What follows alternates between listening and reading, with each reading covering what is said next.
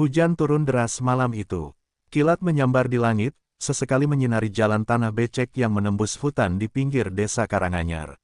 Seorang pria parubaya, Jaya, berjalan terburu-buru sambil menutupi kepala dengan sarung kusam. Di tangannya, ia menggenggam sebotol minyak kelapa dan sebuah buntalan kain putih. "Jay, kau yakin dengan pilihanmu ini?" tanya suara lirih dari belakangnya. Itu Samin, sahabatnya sejak kecil, yang malam itu nekat ikut meski sudah dilarang. Jaya menoleh, wajahnya penuh ragu. "Aku sudah tak punya pilihan lain, Min. Anakku sekarat, tak ada uang buat operasi. Sawah digadai, rumah hampir disita." Samin menarik napas panjang. "Tapi kalau yang kau temui itu benar-benar makhluk pesugihan, kau tahu risikonya. Bayarannya bukan cuma uang." Jaya mengangguk. "Aku tahu, tapi malam ini aku harus bertemu dia." Si penunggu beling. Tepat tengah malam, mereka tiba di Bukit Beling, tempat yang dikenal warga desa sebagai tempat keramat yang sudah puluhan tahun tak seorang pun berani dekati. Angin malam membawa aroma bunga melati bercampur bau amis. Kabut perlahan menyelimuti area bukit. Dari balik kabut, muncul bayangan seorang wanita bergaun putih lusuh, rambut panjang menutupi wajahnya. Suaranya terdengar dari segala arah. "Siapa yang memanggilku di malam pembukaan?" Jaya gemetar. Ia maju satu langkah dan bersujud. "Aku, Jaya, aku datang dengan persembahan dan permohonan." "Apa yang kau inginkan?" tanya suara itu, kini terdengar lebih dekat. Aku ingin kekayaan. Aku ingin anakku sembuh," katanya lirih. Wanita itu tertawa pelan, seram, seperti serangga merangkak di kulit. "Setiap permintaan ada gantinya. Aku akan berikan hartamu, tapi kau harus setia." Samin menahan Jaya. "Jangan, Jay, ini salah." Jaya menatap sahabatnya, air mata mengalir. "Maafkan aku, Min." Wanita itu mengulurkan tangan yang dingin dan berlendir, lalu menyentuh dahi Jaya. "3 tahun dari sekarang, kau harus membawa gantinya, atau akan kuambil jiwa yang paling kau cintai." Tubuh Jaya bergetar keras. Tiba-tiba hujan berhenti, dan dari balik pohon, muncul seekor kijang hitam bermata merah. Di tanduknya tergantung kain merah dengan koin emas. "Ambillah. Mulai besok, hidupmu berubah." Pagi harinya, Jaya terbangun di depan kayu rumahnya dengan kain merah dan koin emas itu masih berada di tangannya. Tubuhnya menggigil. Samin duduk tak jauh darinya, matanya merah dan tidak tidur semalaman. "Apa yang sebenarnya terjadi semalam, Jay? Kau sadar nggak? Kita hampir nggak bisa pulang," kata Samin. Jaya menggeleng pelan, suaranya serak.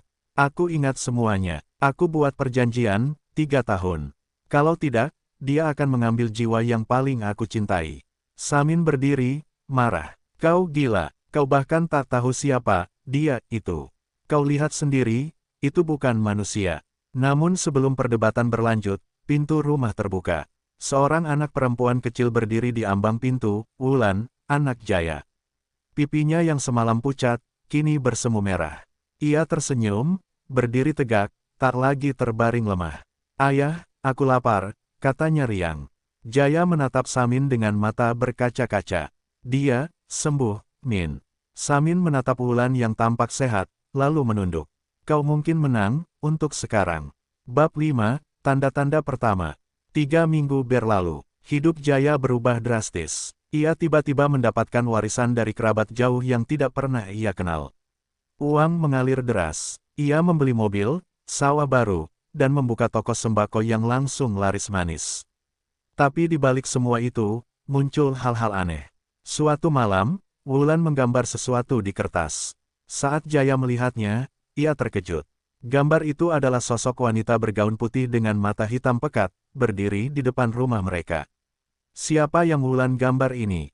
tanya Jaya, berusaha tenang. "Teman baru Wulan. Dia suka duduk di pojok kamar saat malam," jawab anak itu polos. Samin, yang ikut melihat gambar itu, berkata pelan, dia mulai menampakkan diri, "Kau harus siap." Jaya dan Samin memutuskan menemui Mbah Wiryo, seorang tetua desa yang dulu dikenal sebagai dukun penolak bala. Di rumah reot yang dipenuhi asap dupa, Mbah Wiryo membuka mata yang tampak seperti tak melihat, namun tajam. "Kalian datang karena perjanjian itu?" "Iya," katanya tanpa diminta. Jaya gemetar. "Bagaimana Mbah tahu?" Mbah Wiryo menghela napas. "Penunggu beling itu bukan sembarang jin. Dia siluman pengikat darah. Dia tak memberi tanpa menuntut lebih. Samin bertanya, apakah ada cara untuk memutuskan perjanjiannya? Bisa, kata Mbah Wiryo. Tapi syaratnya tak mudah. Kau harus kembali ke bukit itu, membawa darahmu sendiri, dan menghadapi dia, bukan sebagai pemohon, tapi sebagai lawan. Malam kembali menyelimuti desa Karanganyar. Di bawah langit yang gelap tanpa bintang, Jaya berdiri di depan rumah Mbah Wiryo. Di tangannya tergenggam botol kecil berisi darahnya sendiri, hasil sayatan di telapak tangan siang tadi. Kau yakin mau melakukannya malam ini? Tanya Samin, menatap sahabatnya penuh cemas. Jaya mengangguk. Aku harus. Aku tak sanggup lihat Wulan terus berinteraksi dengan dia. Semakin hari, matanya berubah. Kadang hitam, kadang tak berkedip. Mbah Wiryo keluar dari dalam rumah membawa sebuah tas rajut tua berisi kemenyan, bunga 7 rupa, dan sehelai kain kafan kusam. Kita berangkat sekarang, ucapnya lirih. Bukit Beling tak bisa dijamah selepas tengah malam. Kalau telat, kalian bisa tak kembali. Di tengah kabut bukit, 3 orang itu menaiki Bukit Beling. Kabut turun cepat, lebih tebal dari saat Jaya pertama kali ke sana. Langkah demi langkah mereka makin berat, seolah tanah menolak dipijak. Tiba-tiba, terdengar bisikan samar di antara pepohonan. Kau datang membawa darahmu, atau jiwamu. Jaya menggenggam botol darah erat-erat. Aku datang untuk mengakhiri semuanya. Teriaknya. Kabut terbelah. Sosok wanita bergaun putih kembali muncul, kali ini lebih jelas. Wajahnya cantik, namun matanya, hitam dan hampa. Kau sudah terikat, Jaya. Janji tak bisa dibatalkan. Kau berhutang 1 jiwa. Tidak, sahut Mbah Wiryo lantang. Kau hanya makhluk dari perjanjian gelap. Kau bisa diusir jika ikatan dipatahkan dengan darah yang murni dan niat yang kuat. Wanita itu menyeringai. Tapi darah ini, tak cukup. Dia masih ragu. Tiba-tiba, tubuh Jaya terpaku. Matanya memutih. Ia seakan masuk ke dunia lain. Gelap, dingin. Ia melihat Wulan berdiri di tengah lautan darah. Wulan, teriaknya. Anak itu menoleh. Tapi matanya hitam. Bibirnya tersenyum aneh. Ayah, aku bukan lagi anakmu. Aku milik dia. Jaya berlutut. Tidak, ini salahku. Aku yang bawa dia masuk ke rumah kita. Aku yang salah. Dari bayangan, sosok wanita bergaun putih mendekat. Ia memegang tangan Wulan. Tukar dirimu dengan dia, dan perjanjian selesai. Jaya menatap putrinya, lalu menarik napas panjang. Kalau memang itu syaratnya, ambil aku. Lepaskan anakku. Detik itu juga, tubuh Jaya terlempar ke belakang. Napasnya megap-megap. Kabut mulai terangkat. Sosok wanita itu menjerit, tubuhnya mengelupas seperti abu yang terbakar. Mbah Wiryo menancapkan pisau kecil ke tanah, memercikkan darah Jaya ke lingkaran kemenyan. Kau tak bisa mengambil jiwa yang telah dibayar dengan pengorbanan.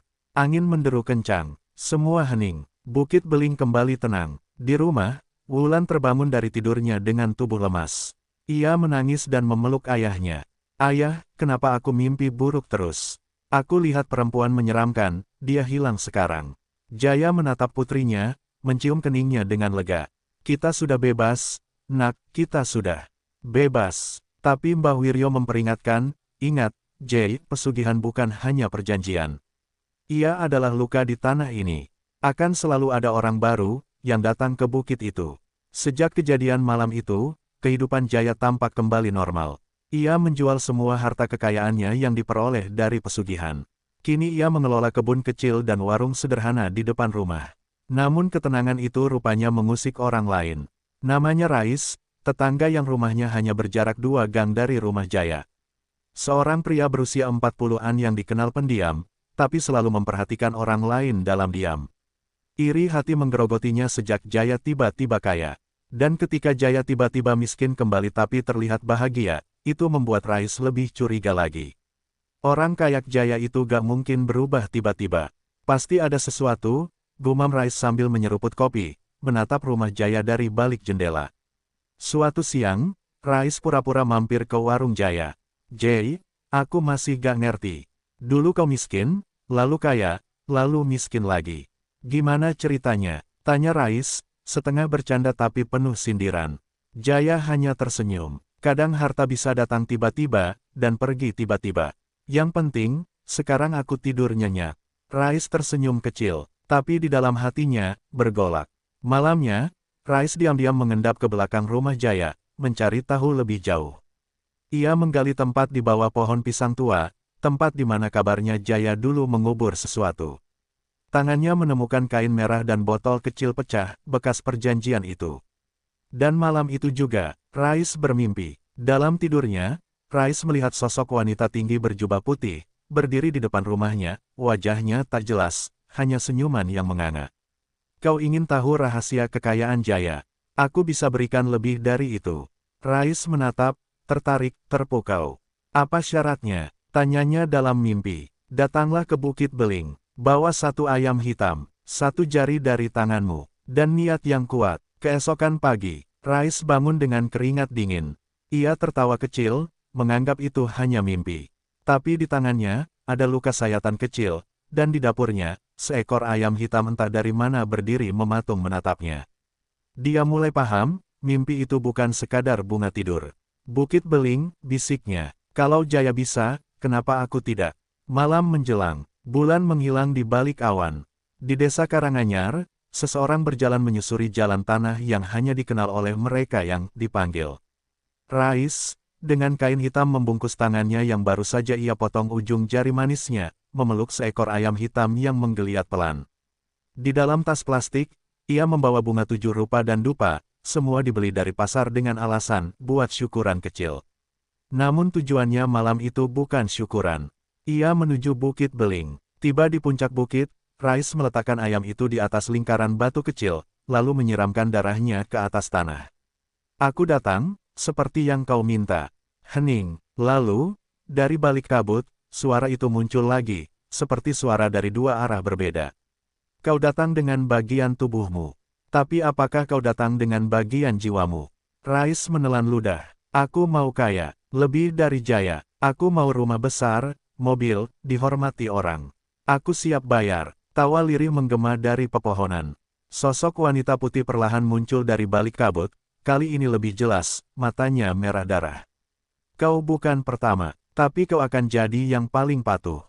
Wanita itu menjentikkan jarinya. Ayam hitam menjerit, lehernya terputus sendiri tanpa disentuh. Mulai malam ini, kekayaanmu tumbuh. Tapi setiap bulan, kau harus serahkan yang hidup. Jika tidak, jiwamu sendiri akan kering. Sementara itu, di rumah Jaya, Samin mengetuk pintu rumah sambil membawa obor. Jay, tadi pagi aku lihat Rais beli dupa, bunga, dan ayam hitam. Kau tahu artinya, kan? Jaya menghela napas dalam-dalam. Aku tahu, Bukit Beling belum tertutup. Seseorang telah membukanya kembali. Samin cemas. Kita harus hentikan dia. Jaya menatap sahabatnya. Tidak bisa semudah itu. Dia sudah dipanggil. Sekarang kita hanya bisa menunggu dan berjaga. 3 hari setelah ritual Rais, Pak Lurah ditemukan tewas di sungai kecil desa. Tubuhnya membusuk cepat, wajahnya tertutup lumpur, dan di telinganya tergantung koin emas asing. Warga heboh, tapi hanya 2 orang yang mengerti arti koin itu, Jaya dan Mbah Wiryo. Mulai malam ini, kata Mbah Wiryo saat mereka berkumpul, jiwa-jiwa akan mulai dipanen kembali. Dan pelakunya, tinggal beberapa langkah dari rumah kalian. Hari-hari setelah kematian Pak Lurah, perubahan Rais menjadi semakin mencolok. Ia kini memakai pakaian mahal, memborong tanah di desa, dan mengganti motornya dengan mobil hitam mengilap.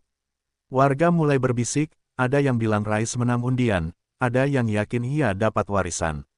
Tapi sebagian lain, hanya diam sambil merapal doa setiap lewat rumahnya. Namun satu hal yang tak diketahui orang, setiap malam Jumat, Rais membakar dupa dan menyembelih sesuatu di belakang rumah. Kadang ayam, kadang kucing. Tapi setelah minggu ketiga, ia mulai kehabisan tumbal. Malam itu, Rais duduk di depan cermin besar di kamarnya. Cermin itu dulunya biasa-biasa saja. Tapi sejak 2 hari lalu, ia mulai melihat pantulan berbeda. Kadang sosok wanita di balik punggungnya. Kadang bayangan dirinya sendiri, tanpa mata. Kau berhutang, Rais, bisik suara dari dalam cermin. Kau janji, yang hidup. Bukan sekedar binatang. Jiwa, yang berpikir, yang bisa menangis. Rais menggertakkan gigi. Aku tak mau bunuh orang. Tapi kau sudah membunuh dengan membiarkan. Kau diam saat mereka jatuh. Tiba-tiba cermin pecah. Di lantai kamar, muncul selembar kain kafan, basah darah, dan 1 nama tertulis dengan arang, Nina. Nina adalah seorang janda muda penjual sayur, tinggal sendirian di ujung desa. Suaminya meninggal kecelakaan, dan anaknya satu-satunya sakit-sakitan. Rais sering membantu Nina dengan uang, bukan karena iba, tapi karena ia mengincarnya sejak lama. Malam itu, Rais datang membawa sekarung beras dan minyak. "Nin, aku bawakan ini, sekalian bantu anakmu," katanya. Nina tersenyum, tidak tahu bahwa orang yang berdiri di depan pintunya sedang dalam tekanan setan. "Boleh aku bantu malam ini? Kau pasti lelah," tambah Rais. Tapi Nina menolak halus. "Terima kasih, Pak Rais. Tapi saya kuat kok. Kalau butuh bantuan, saya minta tetangga." Rais diam sebentar, pandangannya kosong. Lalu ia pamit dengan senyum paksa. Keesokan harinya, anak Nina demam tinggi, tak sadarkan diri. Padahal semalam sehat. Nina panik, dan Jaya yang kebetulan lewat membantu membawanya ke puskesmas. Di tengah perjalanan, anak itu tiba-tiba membuka mata dan berbisik, "Ibu, jangan biarkan dia datang malam ini. Dia bawa tali." Jaya langsung menoleh ke Nina. "Siapa dia yang dimaksud anakmu?" Nina bingung. "Entah, semalam Rais datang." Jaya dan Samin langsung menemui Mbah Wiryo. "Rais sudah mulai. Ia belum bunuh, tapi sudah masuk fase penyerahan batin. Itu lebih bahaya," kata Mbah Wiryo. "Kenapa?" tanya Samin. "Karena dia akan segera kehilangan kendali. Dan saat ia benar-benar haus darah, Bukit Beling akan hidup kembali. Bukan hanya menuntut, tapi menyerang." Pagi itu, desa Karanganyar diliputi keheningan yang aneh. Matahari naik dengan warna kemerahan, seolah terbakar dari balik langit. Warga mulai merasakan gangguan yang tak bisa dijelaskan dengan logika. Pak Wahid, seorang petani tua, berlari dari sawah sambil menangis. "Padi-padi saya bicara, mereka minta darah. Mereka bilang saya numpang hidup di atas tanah." Kutukan. Di rumah Bu Neti, air sumur mendadak berubah hitam pekat dan berbau anyir. Semua ikan di kolam mengambang dengan mata terbuka lebar, seperti melihat sesuatu yang mengerikan sebelum mati. Dan di malam hari, hampir seluruh warga mendengar bunyi gamelan dan suara tangisan dari arah Bukit Beling. Seolah ada pesta kematian yang sedang digelar di dalam kegelapan. Jaya dan Samin berjalan keliling desa, menenangkan warga. "Ini baru permulaan," kata Jaya lirih. "Saat aku dulu terikat perjanjian, gangguannya hanya datang padaku. Tapi kini, kutukannya menyebar." Samin bertanya, "Apa karena Rais terlalu rakus?" "Bukan hanya rakus," jawab Jaya. "Dia melanggar urutan. Ia memberi tumbal batin sebelum tubuh. Itu membangunkan sesuatu yang lebih tua dari penunggu beling. 3 hari setelahnya, 3 anak kecil hilang. Mereka terakhir terlihat bermain dekat sungai. Ketika ditemukan, tubuh mereka utuh, tapi lidah mereka tercabut dan di tangan mereka tergenggam bunga melati kering." Seluruh desa panik. Tak ada yang keluar rumah selepas maghrib. Semua pura-pura tidak tahu, tapi di dalam hati mereka tahu. Bukit Beling telah bangun sepenuhnya. Dan ia lapar. Sementara itu, di rumah besar milik Rais, suasana menjadi mencekam. Rumah itu kini dijaga 2 ekor anjing hitam besar bermata merah. Pembantunya semua resign. Lampu rumah padam tiap pukul 2 malam, digantikan oleh nyala lilin yang menyala sendiri. Rais berdiri di balkon, menatap desa dari kejauhan. Ia tersenyum, tapi matanya penuh urat merah. "Semakin mereka takut, semakin aku berkuasa," bisiknya. "Kalau desa ini harus jadi tumbal, biar saja. Aku takkan miskin lagi." Mbah Wiryo datang ke rumah Jaya dengan wajah tegang. "Kalau kita tak bertindak, Bukit Beling akan menyerap seluruh roh di desa ini. Satu-satunya cara menghentikannya adalah dengan mengembalikan pengikat pertama, yaitu Rais, ke tempat semula, hidup atau mati." Samin mengepal tangan. "Kalau begitu, kita harus pergi ke rumahnya malam ini." Jaya menatap langit malam yang kini dipenuhi kabut merah samar. Ya, sebelum yang mati jadi lebih banyak dari yang hidup. Langit malam kembali pekat. Tak ada bintang, tak ada bulan. Desa Karanganyar diselimuti semacam kabut tipis merah yang tak bisa diraba, tapi membuat tengkuk siapapun merinding saat keluar rumah. Di dalam rumah Jaya, Samin sedang menyelipkan keris kecil ke balik bajunya, sementara Jaya memasukkan sejumput garam dan daun kelor ke dalam kantong kain. "Jika kita masuk ke rumah Rais, kita harus siap kalau dia bukan manusia sepenuhnya lagi," ucap Mbah Wiryo sambil menyerahkan gelang dari akar bajakah. "Ini penahan aura jahat, tapi hanya bertahan 1 malam. Jaya mengangguk. Kita harus buat dia sadar, atau kalau tidak, kita harus paksa dia kembali ke Bukit Beling. Tengah malam, mereka bertiga menyelinap ke pekarangan rumah Rais yang kini penuh patung batu berbentuk manusia menangis. Semua lampu rumah padam, tapi dari sela jendela, tampak cahaya merah berkedip dari dalam kamar utama. Jaya mengisyaratkan Samin untuk masuk lewat dapur belakang, sementara ia dan Mbah Wiryo menyusuri lorong depan. Saat mereka membuka pintu, hawa dingin menyeruak seperti kabut dari neraka. Di dalam rumah, dinding-dindingnya dipenuhi lambang aneh tergores darah dan tulisan-tulisan kuno yang bergerak sendiri. Di tengah ruangan utama, Rais duduk bersila, tubuhnya dililit kain hitam. Wajahnya penuh luka gores, dan kedua matanya kini berwarna hitam sepenuhnya. Rais, teriak Jaya, berhenti, kau tak bisa terus begini. Rais tersenyum lebar, senyuman yang lebih seperti tarikan paksa kulit wajah. Samin, kalian seharusnya ikut aku. Lihat aku sekarang, kaya, kebal, dihormati. Kalian, cuma jadi pecundang yang takut. Samin melangkah maju. Kau sudah jadi budak, Rais. Kau kira kau kuasai perjanjian itu. Kau cuma dipakai. Tiba-tiba, tubuh Rais mengejang. Dari belakang tubuhnya, muncul dua tangan panjang berwarna hitam, seperti bayangan hidup. Suara lain, lebih berat, bukan suara Rais, bergema dari mulutnya. Kalian datang membawa perlawanan, tapi kalian lupa, dia milik kami sepenuhnya. Mbah Wiryo mulai membacakan mantra pelindung. Lantai rumah bergetar, dan salah satu patung di sudut ruangan meledak sendiri. Jaya menghamburkan garam ke arah Rais, membuat makhluk itu menjerit. Tapi kekuatan dari Bukit Beling telah menanamkan akar dalam tubuh Rais. Jika kalian membunuhku, suara Rais dan makhluk itu bergabung, kutukan akan jatuh ke anak-anak kalian. Jaya maju perlahan, lalu meletakkan tangan di dada Rais. Kalau begitu, aku akan ikut kau kembali ke tempat asalmu.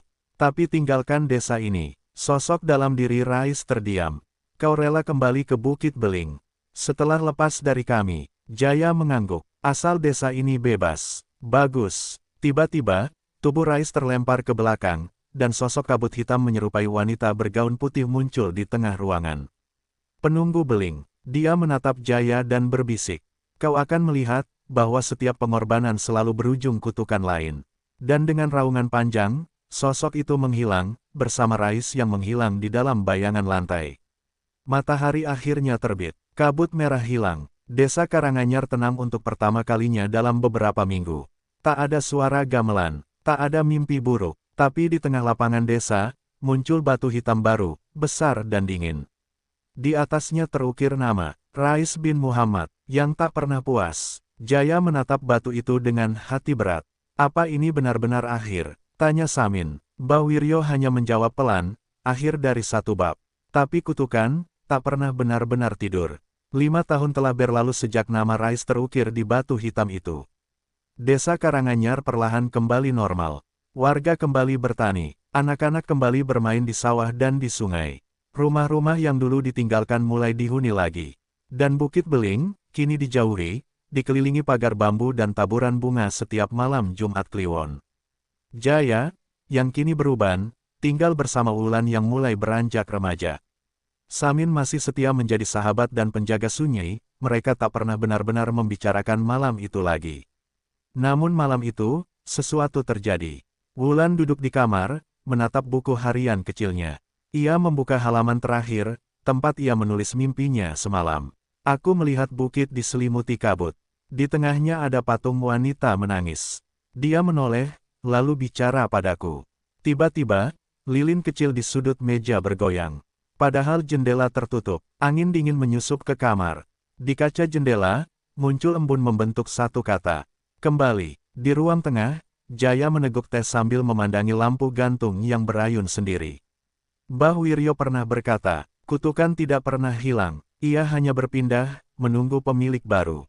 Dan malam itu, Wulan turun dari kamarnya, matanya kosong. Ayah, katanya pelan, aku tahu apa yang kau lakukan dulu. Aku tahu siapa dia. Jaya menoleh dengan tubuh gemetar. Dari mana kamu tahu itu, nak? Wulan tersenyum tipis. Karena dia datang lagi. Tapi kali ini, dia datang untukku. Beberapa bulan kemudian, seorang peziarah dari desa sebelah datang ke Karanganyar. Ia tersesat dan berhenti di depan batu hitam bertuliskan nama Rais. Ia melihat sesuatu aneh di bawahnya, selembar kertas tua tertutup tanah. Dengan hati-hati, ia mengambilnya. Surat itu ditulis dengan tangan gemetar. Jika kau membaca ini, berarti dia belum puas. Jangan pernah menoleh jika kau mendengar gamelan dari arah hutan. Jangan jawab jika ada yang memanggil namamu dari balik kabut. Dan jika anakmu bermimpi tentang bukit, larilah. Sudah 12 tahun sejak peristiwa itu. Jaya kini hanya nama di batu nisan, meninggal mendadak pada malam Jumat Kliwon, dengan tangan terkepal dan mata terbuka menatap langit. Banyak yang percaya ia dibawa kembali, oleh sesuatu yang tak terlihat. Wulan, kini berusia 22 tahun, tinggal sendirian di rumah peninggalan ayahnya. Ia menjadi guru PAUD di desa. Lembut, penyayang, tapi selalu terlihat murung setiap malam menjelang hujan. Satu malam, setelah mengunci jendela dan memadamkan lampu, ia bermimpi aneh lagi. Dalam mimpinya, ia berdiri di puncak Bukit Beling.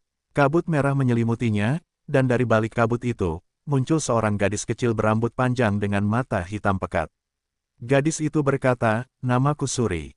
Kau sudah dipanggil. Sudah waktunya." Wulan terbangun dengan napas terengah. Tangannya berdarah, luka gores memanjang dari pergelangan ke jari tengah. Tapi yang paling mengerikan, baju yang dipakai Suri di dalam mimpi, tergantung di kursi ruang tamunya. Wulan mencari bantuan ke satu-satunya orang yang masih menyimpan sejarah, Samin. Kini renta, buta sebelah, tapi tetap jernih pikirannya. "Dia datang padamu, iya?" tanya Samin lirih. Wulan mengangguk. "Namanya Suri, katanya aku sudah dipanggil." Samin menggigil. "Suri, bukan nama makhluk. Itu nama manusia. Dia dulu korban, dari generasi pertama pesugihan. Anak kecil yang dijadikan tumbal. Ia mati, tapi jiwanya menolak pergi. Dia tinggal di Bukit Beling. Dia menyerap semua kutukan, dan kini, dialah penunggu baru." Wulan pucat. "Kenapa dia memilihku?" Samin menatap kosong. "Karena kau bukan hanya anak Jaya, tapi darahmu, sebagian besar milik mereka." Wulan mulai mengalami perubahan. Setiap malam Jumat, ia bisa melihat makhluk-makhluk yang dulu hanya hidup dalam cerita ayahnya, wanita tanpa wajah, pocong dengan kepala dua, anak kecil berlari tanpa kaki. Tapi mereka tidak menyerangnya, mereka menunduk, seperti menghormatinya, dan di balik itu semua, terdengar bisikan. "Kami menunggu perintahmu, pewaris Beling." Wulan duduk di pojok kamarnya, jantungnya berdegup keras. Di sekelilingnya, sosok-sosok bayangan berwajah hancur melayang pelan. Tapi mereka tidak menyentuhnya, hanya berputar, mengelilinginya, membisikkan satu kalimat yang sama. "Terimalah, terimalah, terimalah." Ia menutup telinga. "Tidak, aku bukan bagian dari kalian." Seketika kabut tipis masuk ke dalam rumah. Di tengahnya, Suri muncul. "Kau sudah dicetak sejak lahir," bisik Suri, kini berwujud remaja dengan rambut menjuntai. "Kutukan ini bukan pilihan, ini darah." Wulan berdiri perlahan. "Darah bisa ditolak, tapi jiwa bisa melawan." Suri tersenyum. "Maka kau akan jadi musuh kami." Dan seketika itu juga, bayangan-bayangan itu mulai berubah bentuk. Gigi memanjang, mata menetes darah. Mereka bukan lagi penghormatan, mereka kini pemburu. Keesokan paginya, Wulan mendatangi rumah kosong milik almarhum Mbah Wiryo. Ia ingat di bawah lantai rumah itu, ada ruang kecil tempat sang dukun menyimpan kitab dan benda-benda penolak gaib. Di sana, ia menemukan kitab tua berjudul Patah Akar Kutuk. Tulisannya tergores dengan arang, sebagian halaman sudah hangus, tapi satu bab masih utuh. Kutukan yang diturunkan melalui darah, hanya bisa dihentikan oleh 3 hal. Pengakuan leluhur di tanah asalnya, pemutusan rantai darah dengan pemurnian jiwa, pengorbanan tanpa balas, jiwa melawan kegelapan secara sukarela. Wulan menutup kitab itu. Tanah asal, Bukit Beling. Malam itu, dengan membawa bunga 7 rupa, garam, dan kitab tua, Wulan menaiki Bukit Beling. Tapi kali ini, ia tidak memohon. Ia menantang. "Suri," teriaknya dari tengah kabut. "Aku datang bukan untuk menyembah. Aku datang untuk mengakhiri." Kabut berputar cepat. Tanah gemetar. Sosok Suri muncul bersama seluruh wajah korban-korban lama, berdiri diam seperti boneka. "Kalau kau ingin bebas, serahkan jiwamu. Biar kami mengurasnya, dan kau kembali jadi manusia biasa." Wulan melempar garam ke sekeliling, membuat batas pelindung, lalu mulai membaca mantra dari dalam kitab. Atas nama darah yang bukan pilihanku, aku tolak ikatan ini. Aku bebaskan semua roh yang terperangkap oleh kekuasaan palsu. Langit gelap, petir menyambar tanah. Sosok-sosok itu menjerit. Suri meraung marah. Kau pikir bisa lolos tanpa membayar? Wulan menutup mata. Kalau memang harus bayar, ambil semua kemampuanku. Tapi biarkan mereka pergi. Semua, bisik Suri. Semua, jawab Wulan. Dan detik itu juga, tubuh Wulan terangkat ke udara. Bayangan-bayangan itu tertarik ke tanah, mencair seperti air mata hitam. Suri berteriak, tubuhnya pecah menjadi kabut merah yang terserap ke dalam tanah. Wulan jatuh pingsan. 3 hari kemudian, Wulan terbangun di rumah Samin. Wajahnya pucat, tubuhnya lemah, tapi tak ada lagi bayangan. Tak ada suara. Desa Karanganyar tenang. Bukit Beling kini menjadi tanah kosong, penuh rerumputan. Tidak ada kabut, tidak ada bisikan, dan batu hitam bertuliskan nama Rais. Retak, kosong, hilang. Samin menatap Wulan dengan mata berkaca-kaca. Kau benar-benar menolak takdir, dan kau menang. Wulan tersenyum kecil. Tapi kalau suatu hari, kabut itu muncul lagi, pastikan anak-anak tahu caranya melawan.